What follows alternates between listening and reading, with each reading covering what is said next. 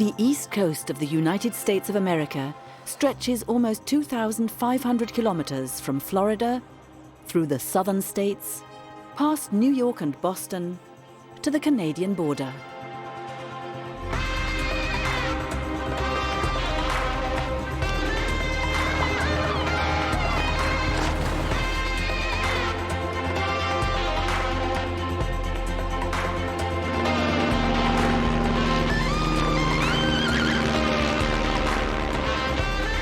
The origins of today's America lie in New England. The region is shaped by people with a strong sense of tradition and an entrepreneurial spirit, surrounded by breathtaking landscapes. From New York, the journey along the coast leads into the heart of New England, to Boston, the capital of Massachusetts, the state whose most famous islands include Nantucket and Martha's Vineyard.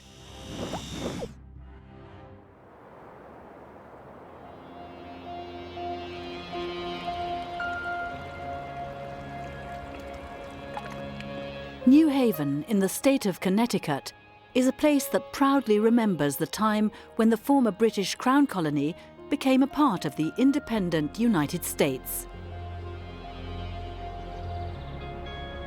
The cityscape is dominated by Yale University. Founded more than 300 years ago, it's one of the best educational institutions in the world today. Ivy League universities such as Yale have trained generations of future politicians, judges, and economists.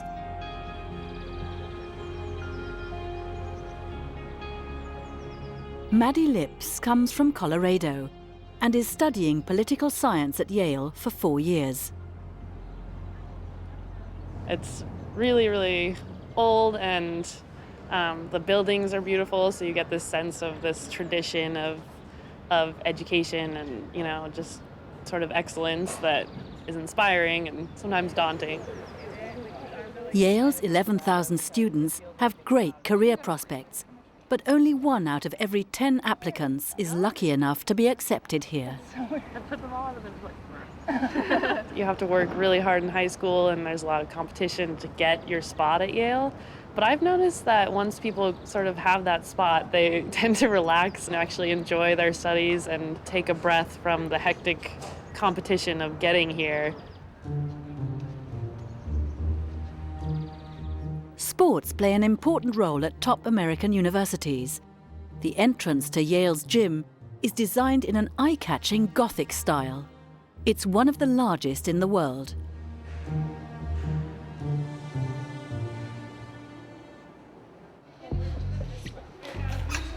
Maddie spends more time here than in lecture rooms. She's a member of the US Junior National Rowing Team. At Yale, she benefits from professional-level training conditions. Only the most talented students manage to grab a seat in the university's legendary 8-man boat. Maddie was selected as the captain of this year's team. We pretty much work out twice a day, every day on our team. It's a very simple formula. The more time you spend working out, the faster you'll be. So pretty much do everything that hurts. Yeah, but don't let this shoulder. Oh, sure.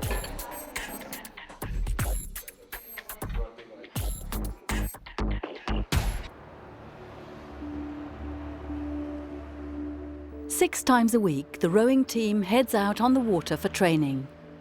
The Yale rowing team was the first college sports team in the US. Since then, the university has invested heavily in its strong athletic program.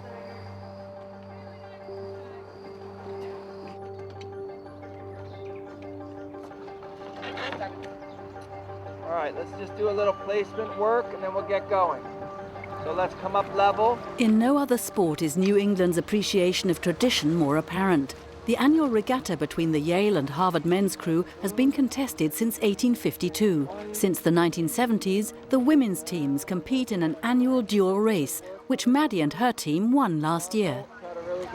Rowing is a very interesting sport. It attracts a certain type of person, I think, who really enjoys, you know, doing something repetitively over and over again, like seeing yourself become faster as you do that. It's kind of like an addictive sport, actually, in that way, because you're always trying to get faster and always trying to improve. The boat starts moving and you feel the flow and the rhythm of the boat. That is an amazing feeling. There's nothing like it. Being a member of the Yale 8 means rowing for the university's reputation. That's incentive enough for the students to dedicate themselves to meticulously improving their strokes in harmony with each other. I want to go third 6-5 stroke, pause, body angle, coming. If you don't row with the boat and row cleanly and with good connection to the water and everything, you'll lose to other athletes who may be weaker but better technical rowers.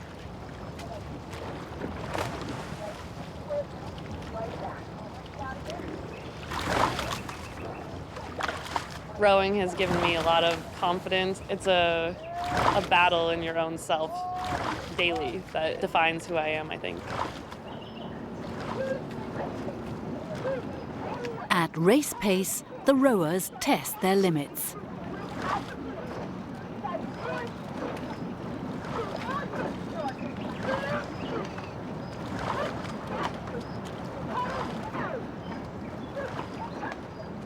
And they also experience what it means to be successful as a team. Despite the tough training, Maddie loves her sport.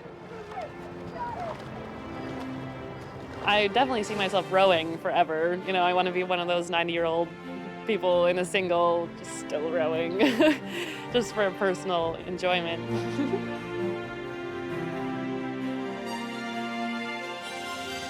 From Connecticut, the route leads to the neighboring state of Rhode Island, straight into Narragansett Bay, the largest estuary in New England.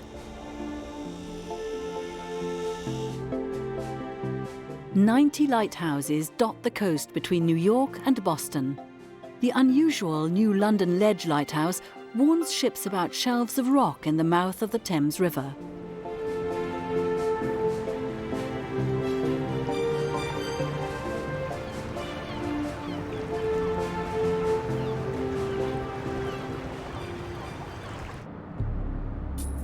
A bit further upriver lies Groton's shipyard complex. For more than 100 years, US Navy submarines have been manufactured here. During the Second World War, a new submarine entered the sea every 2 weeks. Today, more than 18,000 people work on building and repairing submarines in Groton.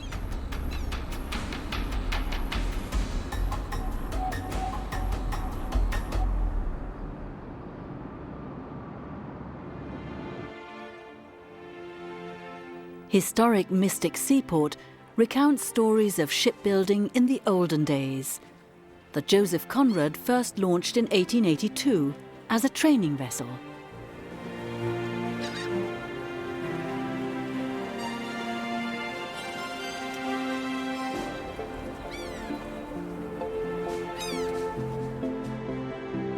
Narragansett Bay is located in the smallest US state, Rhode Island. There are more than 30 islands in the bay.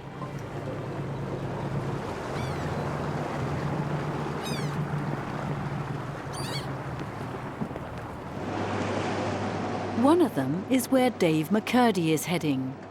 From Newport's harbour, it takes him only 15 minutes to reach Rose Island.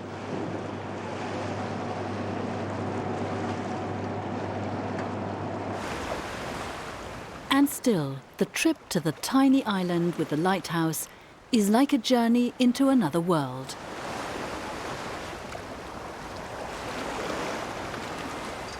When I stay here, it's like going back in time. There's no cell phone coverage and there's no internet. There's no vehicles on the island or anything, so you really are isolated out here, and it's fun.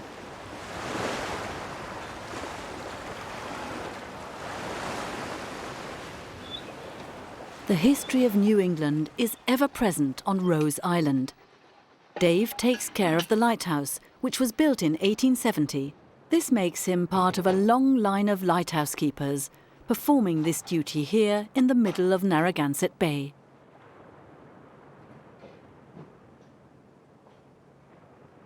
Staying here by myself is awesome. It's just fun. It's quiet, and there's nobody to bother you.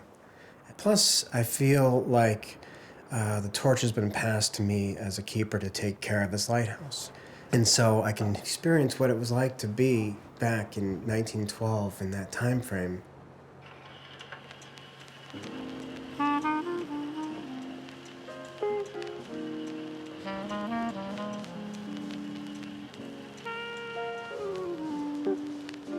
Lighthouses are often shrouded in legend, which might have something to do with their isolated locations. Rhode Island is no exception.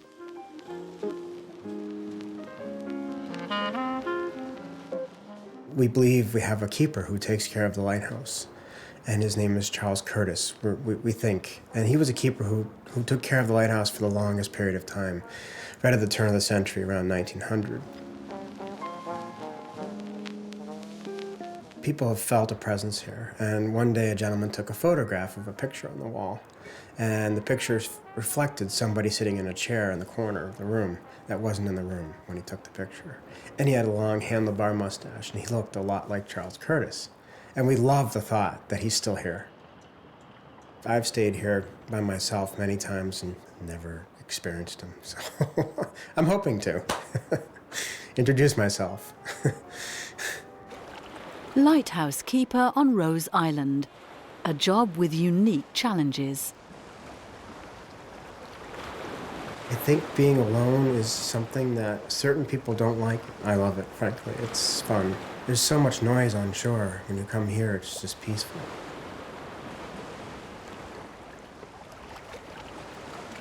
The lighthouse itself still guides ships safely through Narragansett Bay, just as it did 100 years ago. Dave's main task is to maintain the beacon. The spray out here goes sideways, and so the waves break, and we can get salt water on our windows easily, and those windows can get covered. Yeah, cleaning the lens and the light is important, and the windows, unfortunately.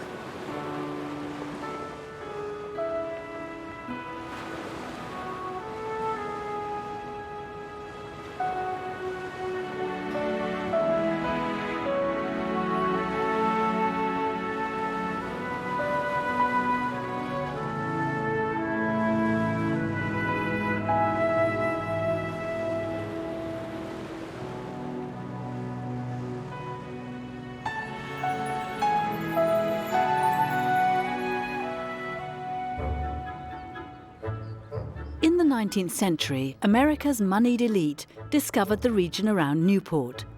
Some of the grandest mansions in the country can still be found here today. Europe often served as an inspiration, as in the case of this Italian Renaissance-style palace. Architecture as an expression of the desire of America's wealthy to imitate and outdo the old world.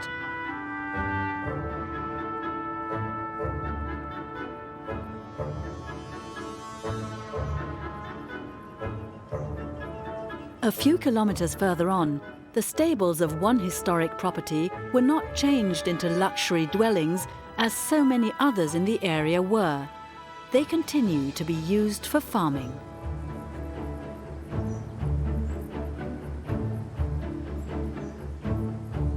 Some animals that have come all the way from the Andes have found a new home on Aquidneck Island.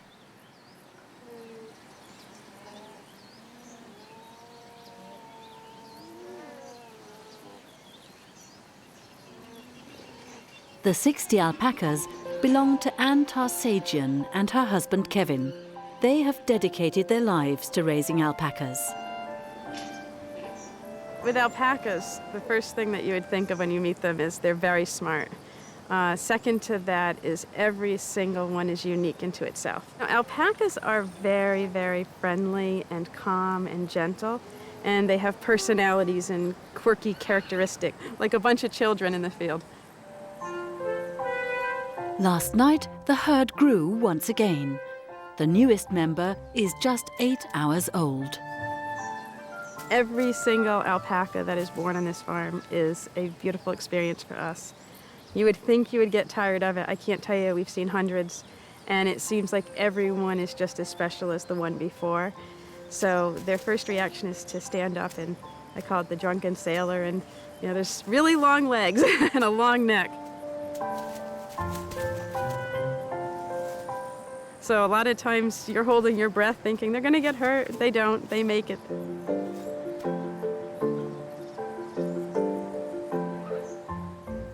Anne used to sell architectural antiques.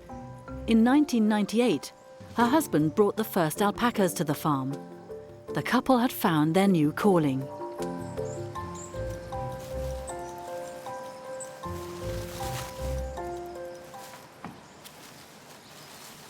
When we started, there were no how to do this or no schools. And you learn by hard knocks. The beginning was tough. It was very tough. We actually learned with the veterinarians. So there was a lot of heartbreak. There was a lot of success. We forced ourselves to train ourselves. It was actually great fun learning. Each morning, the entire herd is let out to graze. And each morning, the animals are raring to go.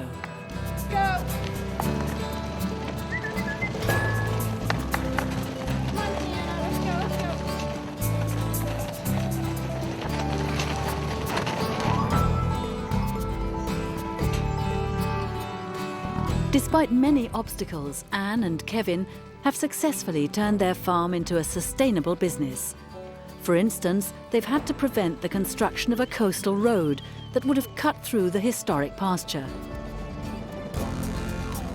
We're a very small state. We have very expensive real estate. There's not much farmland. The fact that we can maintain the integrity of this property, I think, is a plus for many generations to come. I hope it'll be an example for other Rhode Islanders and people from all over to be able to come here and say, look, Rhode Island saved a piece of this culture, a piece of history.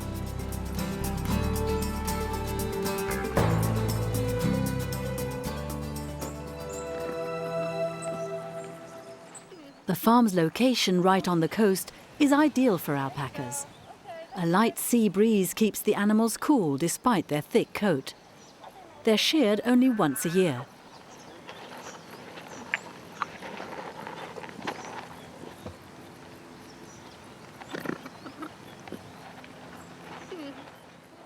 Animals with especially high-quality fleece are paired up for breeding. But the mating is not always without protest. Alpacas have another funny characteristic, and that is that when they're pregnant, a female will spit at a male. So a lot of times, to make sure that our females are pregnant, we'll actually take them into a pen with a male, and the poor guy's ego, but he gets spit at, and immediately we remove them, and it's obvious that that female's then pregnant. This female doesn't spit and allows the male to do as he pleases.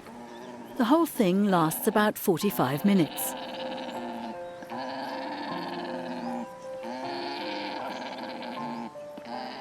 The fibre of a single alpaca weighs about 4 kilograms. One fleece is worth around $700, unprocessed. The characteristics of alpaca wool that really separate it from cashmere and other fibers is that it has no lanolin, so it's hypoallergenic, and it's fire resistant naturally.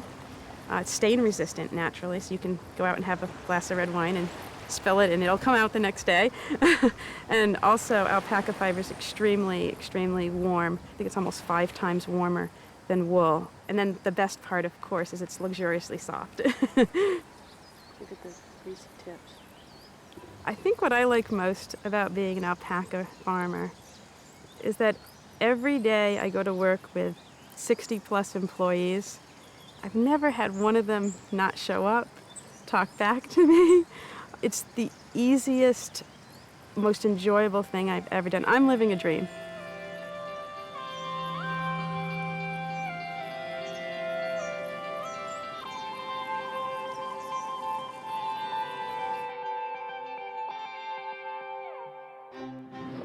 The journey continues to Massachusetts, with its vacation paradises of Martha's Vineyard and Nantucket, up to the easternmost tip of the state, the Cape Cod Peninsula.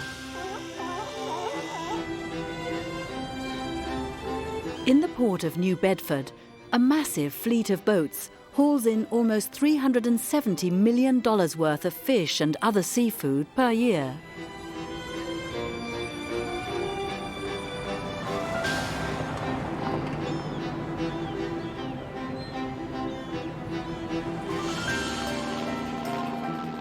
A flight over Martha's Vineyard, the third largest island off America's east coast, is one of the country's most desirable vacation spots. The year-round population of 16,000 swells to 100,000 over the summer.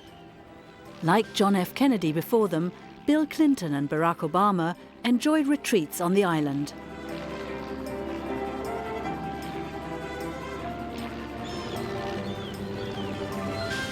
Those who don't have yachts take the ferry to cover the 160-metre distance to offshore Chappaquiddick Island.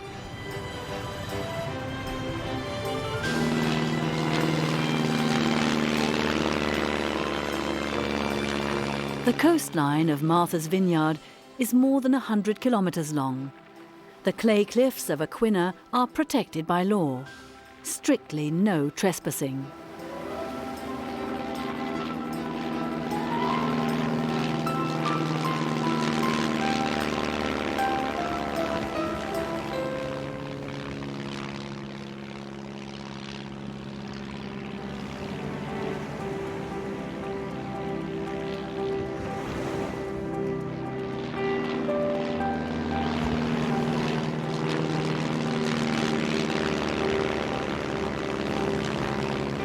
Living on the beachfront is a dream of many Americans.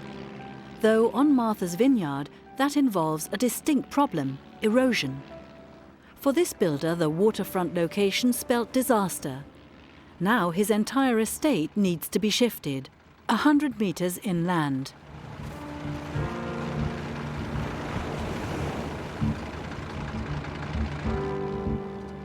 Very few can afford such an expense. On the neighbouring island of Nantucket, dozens of houses are at risk. The sandy cliffs lose several centimetres each year. A solid solution to counter this problem has yet to be found.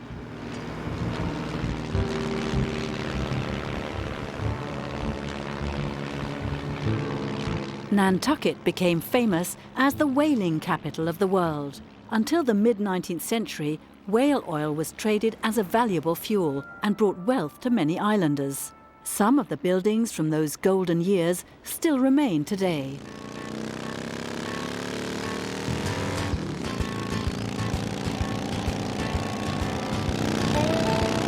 Alan Reed likes to explore the island on his Russian Ural motorcycle. I spend a lot of time driving around Nantucket, looking at other people's gardens, looking at other people's houses. My favorite part of Nantucket is the architecture. Everything is very aesthetically pleasing for me. No traffic lights, no neon signs. The houses, some people say it's boring, but I like that they all look a little bit similar, but to me they all look very different. Alan first came to the island in the 70s and stayed. He became a master of a trade which is held in high regard on Nantucket. The so-called lightship baskets once were produced by seafarers during their winter downtime.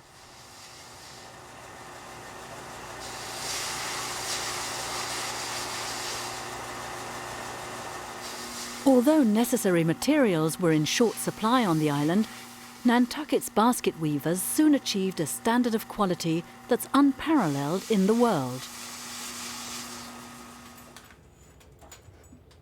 For his work, Alan Reed needs one thing above all: plenty of time.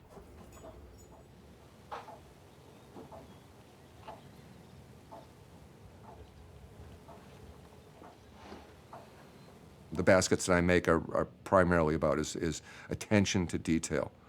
And so I like making everything perfect.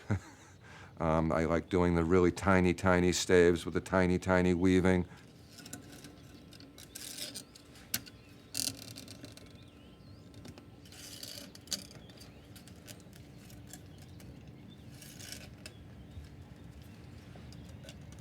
People come in here all the time and ask me, how can you be that patient? I could never be that patient. And I look at them and say, I'm not a patient person. I'm really, you know, in certain aspects, I guess with baskets I am, but I think that also, not being a very patient person myself, makes me even more efficient and more meticulous with the making of the basket, because I want to get it done as fast as possible. Alan used to work as a boat builder. Shortly after his arrival in Nantucket, a friend suggested he take a basket weaving course. I went down, and there's this little building downtown, and I walked up the stairs. I was 24 at the time. There's a room full of 50 and 60-year-old women. And I looked around and said, no, I can't do this. And so I just took all the supplies and went home and sat down in my living room and figured it out and just did it.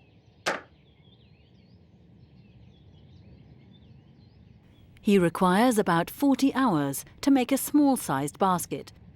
In New England, light-ship baskets are popular gifts for weddings or baptisms. Collectors from around the world pay thousands of dollars for one of Alan's baskets, embellished with fine old ivory engraving.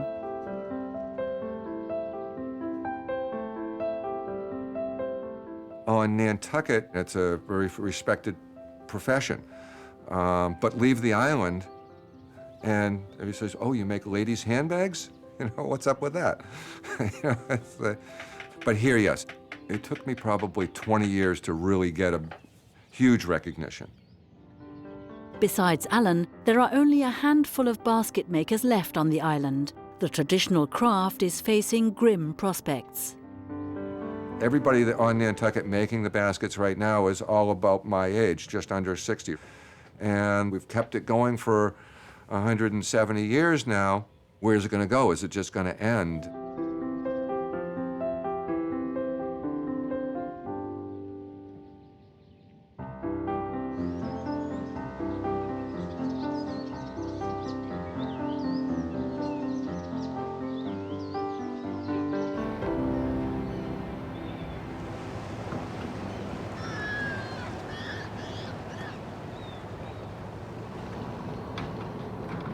At 5 in the morning, fishermen at the port of Chatham on Cape Cod set off for their fishing grounds in the Atlantic Ocean. Bob Keyes is one of them. He specializes in scallops.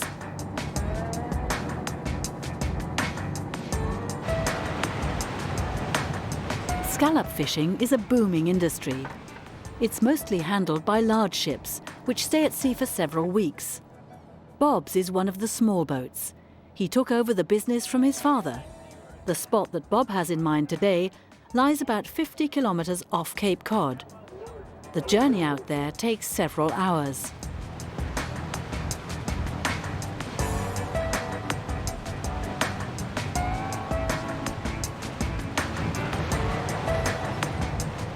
Bob himself constructed the metal dredge which he uses to catch the shellfish. For the next 20 minutes, the dredge will be dragged across the ocean floor. I think people get into fishing for almost the same reason, you know. It's you get to be out in the water and you know, not stuck in an office somewhere. And with scalloping, this type of scalloping where it's a small boat and you leave in the morning, you're back in the evening, and you still have kind of a normal life. Bob's nephew Nate and boatman Dimitru have been setting out with him for years. Together, they make a great team. While the boss operates the winch, his colleagues tend to the dredge containing their catch.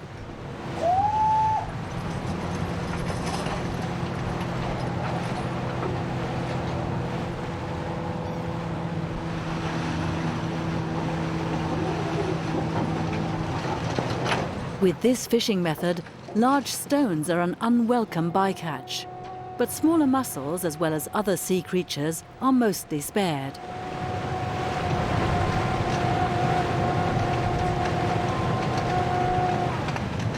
Scalloping is a very sustainable fishery. I think the proof is now there are more scallops than there ever was. The smaller the dredge is, the easier it is for fish to escape it. And then the slower you tow, the easier it is for fish to get out of the way. And typically these smaller boats tow at a much slower speed than the bigger boats, you know. But all the scalloping, as a rule, I think is a pretty clean fishery. Usually where scallops are, there's really not much else. While the dredge again slides across the bottom of the ocean, the fishermen are busy shucking the shellfish. Especially in Europe, scallops have become a popular delicacy.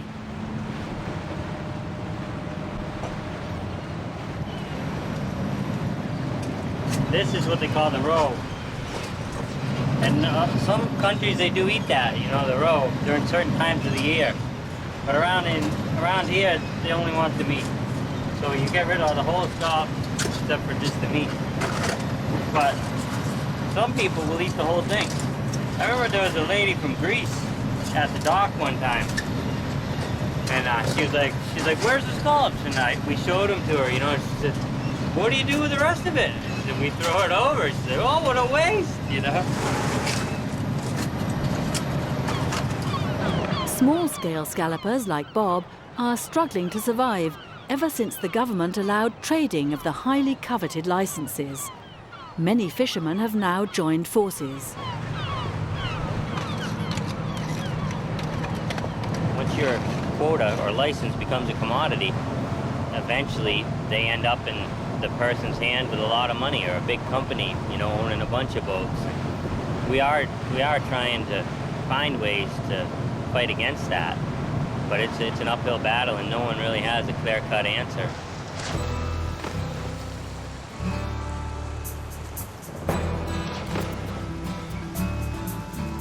There's not much time for breaks. A daily round often lasts more than 12 hours.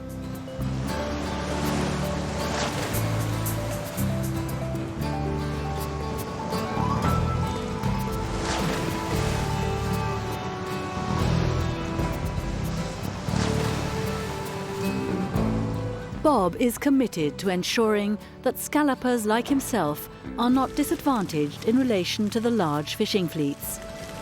While others sell their licenses, he wants to make sure that his business stays in the family as long as possible. I guess you feel like it's an honest living, you know? It's real tangible. You go out there, you have a visible product, and it's kind of like the harder you work, the more money you make. You know, you see, you're taking a product from the ocean and bringing it home and selling it for what it's worth. He gets about $700 for a sack of scallops, a bit more than his competition from the big ships, as Bob delivers them freshly caught, not frozen.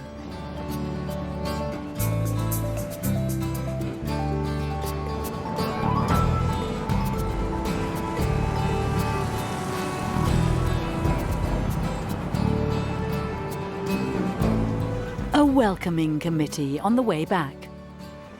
Not far from Bob's home port, seals have found a haul-out site.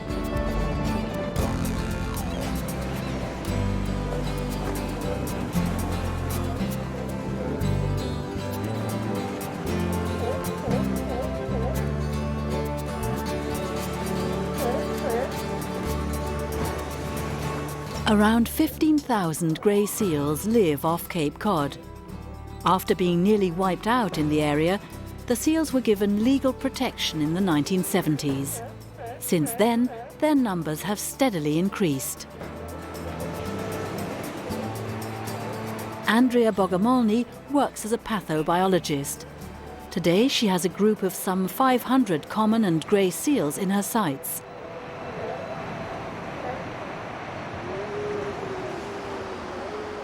The scientist is not seeking to make contact with the seals themselves. Rather, she's after their feces. So I became interested in seals to learn about contaminants and what was happening in our ecosystem. And it's another way that we can interact and understand these animals in a better way.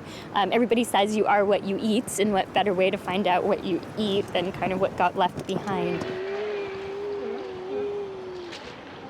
So this is a lot more of a sample than we would need, but I'm taking this sample because there's hard parts in it which are really good for diet analysis. So if I take this sample, you can even see there's some little parts to it. Hopefully we can tell what these seals are eating. So I'm going to collect the entire sample, or most of it anyway.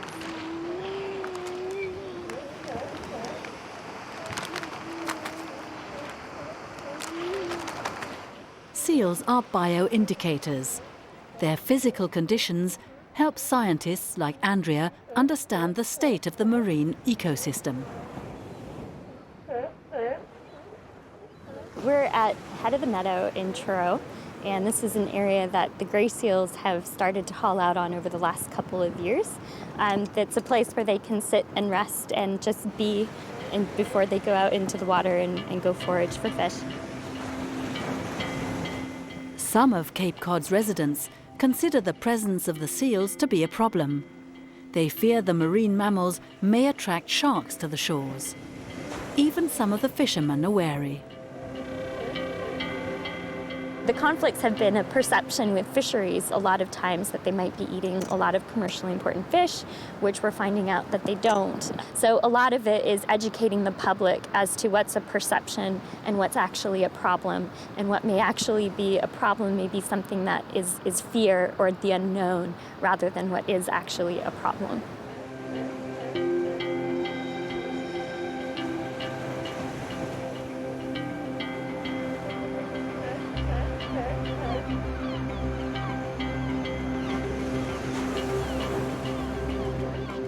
The ocean is something I don't think I could live without. I think it's what we don't know. It's almost like stepping into another planet when you go out into the ocean. And it's something that we have yet to discover so much about that really intrigues me. Andrea has the privilege of doing her research at a world-renowned oceanographic institute. It was at Woods Hole that scientists developed the deep-sea vehicle that discovered the wreck of the Titanic. Andrea analyzes the samples from the last field trip to determine whether there's evidence of interaction between the seals and humans. In the scat sample, we're looking for different parasites or pathogens that might be seal-specific or come from humans as well. And we're also trying to collect these samples for other researchers who might be studying diet.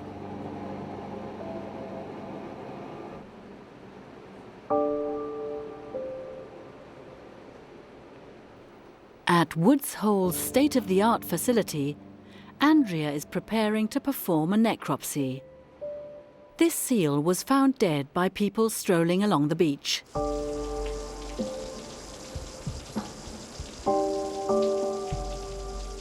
About 30 seals end up in the institute each year.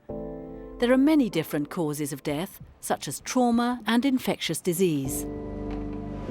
One of the ways we can find out maybe what happened to an animal is looking at the overall skin, the outside of the animal.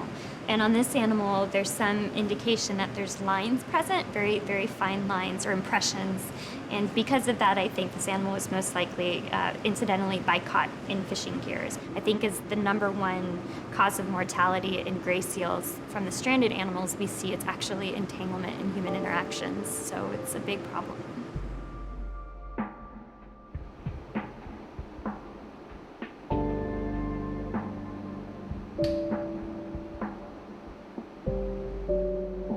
I do have to separate sometimes the living seal from what I have in front of me.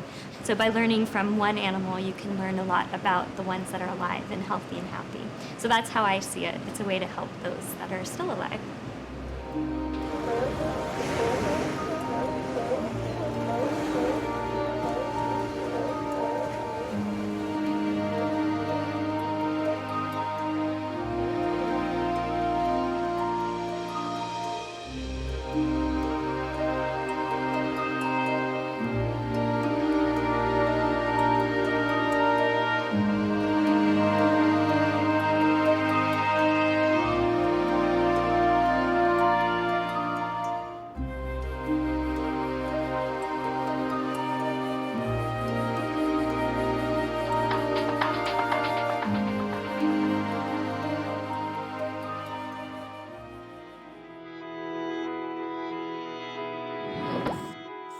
From Cape Cod, the journey continues north, past Plymouth, where almost 400 years ago the first colony in New England was founded. The destination is Boston, cradle of the American independence movement. Because real estate prices on Cape Cod have been increasing for years, some people have chosen to settle in the region's countless small coves.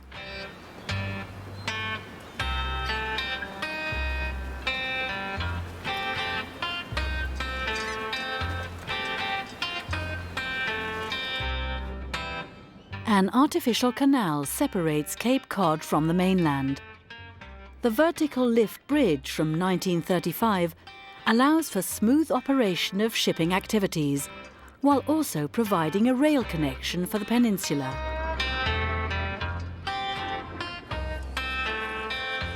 Some 20 kilometers from the shore, Dawn Gates Allen sets off to her bogs.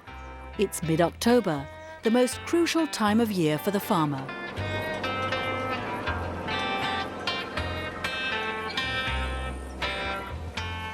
Only once a year does she open the floodgates of her water reservoir. Dawn cultivates cranberries. The berries grow in large bogs, which are flooded once the crop is ripe in October. Cranberry farming requires nerves of steel. Our production is once a year, our harvest is once a year. So we can make one major mistake, and it could be just a fluke of nature with Mother Nature. It could be a hailstorm, rain, any type of weather condition that can destroy our crop.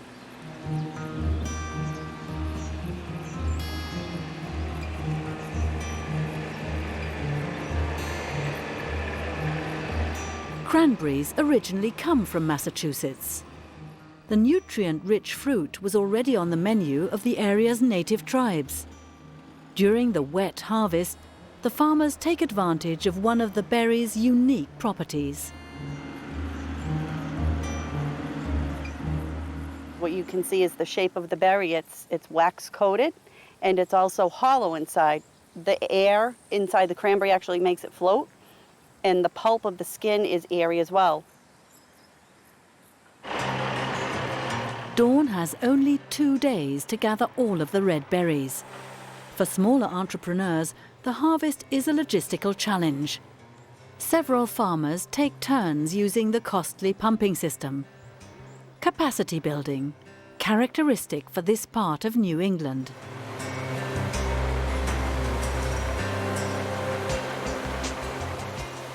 In Massachusetts, we probably have a very stoic personality, lots of tenacity. We have to be engineers, we have to be plumbers, we have to be just crafted in all areas of labor because we're so unique. We don't have companies that build our equipment for us. We have to build our own equipment. Farmers like Dawn in Massachusetts bring in more than 200,000 tons of cranberries each year. The vitamin-rich fruit is mostly turned into juice, jams, and cranberry sauce. The harvesting days are long. Friends, family, and neighbors, everyone pitches in. We're really fortunate that we can all support each other and pat each other on the back at the end of the day and say you did the best you could on your crop, and we always feel like there's next year. All year round, everything revolves around the cultivation of the cranberry bogs. Dawn and her brother were one of the first to utilize the remote-controlled irrigation system. Innovation inspired by Massachusetts' red jewels. I think the best part about my job is I don't even think of it as a job. I keep referring to it as a lifestyle. It's a privilege to be a cranberry grower supplying a fruit that has so many health benefits that's becoming global.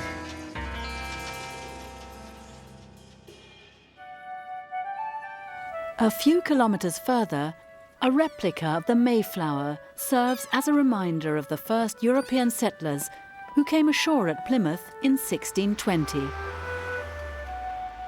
Most of the 102 passengers were religious dissenters from England. Only half of them survived the first winter. But despite the setbacks, the newcomers managed to establish a permanent settlement.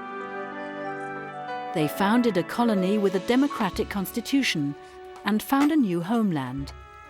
The settlement at Plymouth is considered to have sown the seeds of the American nation and manifested the strong community spirit that the people of New England still cherish today.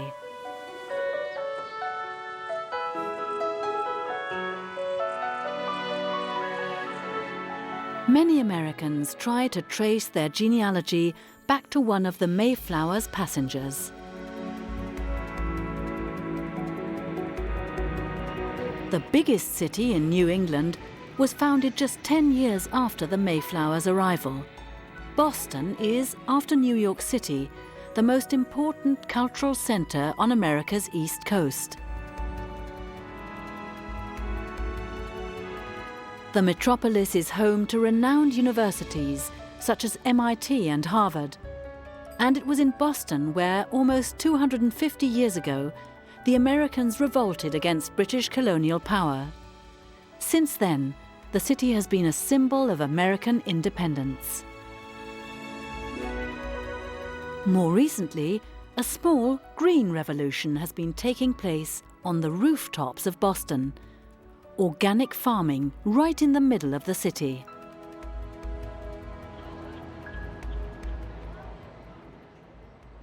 The trend is especially appealing to restaurants, which can offer homegrown produce to their guests. Boston's urban farming pioneer is Jessie Banhazl. Her company can provide customers with anything needed for cultivation. Jessie also advises in the selection of appropriate seasonal varieties. The heirlooms are hard on the roof. Why use rooftops? Because it's unused space. When you're in such a densely populated city like Boston, there isn't a lot of available space. Sometimes the back alleys or the yards are shaded by other buildings. And so a roof gives you a big, open, large amount of square footage and a full sunlight typically. And so it's an ideal area for growing food. Tomatoes, courgette, broccoli. In 1 year, more than a ton of homegrown vegetables ends up in the restaurant's dishes. We currently provide 75% of the produce that the restaurant uses during the course of the growing season. We're here weekly providing maintenance, harvesting, and bringing all the food down to the kitchen operation. In the middle of Boston, Jessie has created her own green empire. 5 years ago, she founded a company that's committed to organic rooftop farming in the city. Jessie's idea has struck a chord with Bostoners. She was recently named one of the top 30 young business leaders in the city.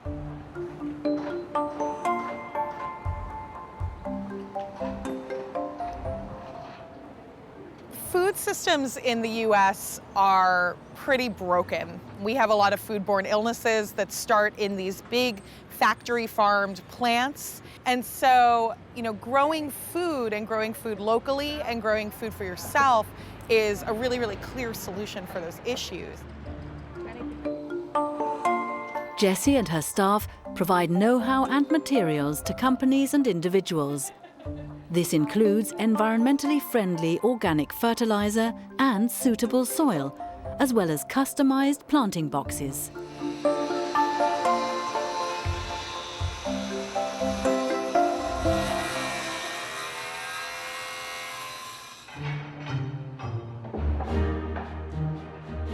There's a lot of unused space in the city. Jessie constantly develops new approaches for feasibly implementing additional urban farms. Her biggest project so far involved teaming up with a national supermarket chain. What's great about working with supermarkets is that they have these huge footprints. And so, it's a 45,000 square foot building that we just took half the roof up for the farm. And what's great is that they use all the produce. And so they sell the food, and then anything else that they don't sell, they put into the prepared food section at the grocery store. And so everything's being used.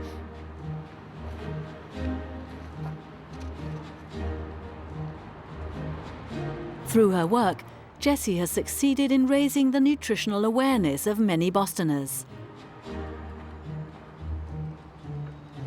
I am definitely a city person, not a farm. I mean, I am a farmer, but I'm an urban farmer.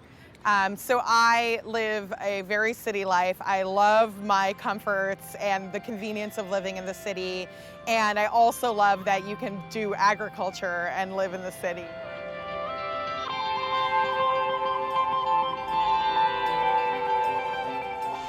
A pioneering spirit, an inquiring mind, and a healthy optimism.